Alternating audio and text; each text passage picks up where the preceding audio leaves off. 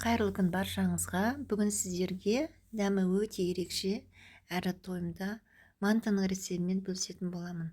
Ең алдымен табаққа 2 жұмыртқа, сұйық май және өзім алдын ала дайындап алған тұзды су қосамыз. Барлығын араластырып, үстіне ұн саламыз. Ұн салып қамыр илейміз. Ұнымыз жоғарғы сұрыптан болуы тиіс. Өйткені бірінші сорт болса, ол қамырымыз жыртылып кетеді.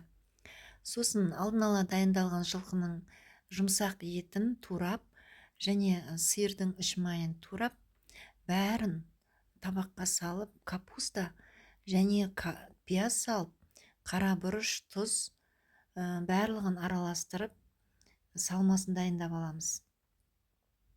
Және қамырын бөлек июі қанғаннан кейін, оны осылай әдемі формада түйіп аламыз. Дайын болғаннан кейін. Өте әдемі, жұмсақ, сочный манты шықты. Сіздерге де жасап жеуге кеңес беремін.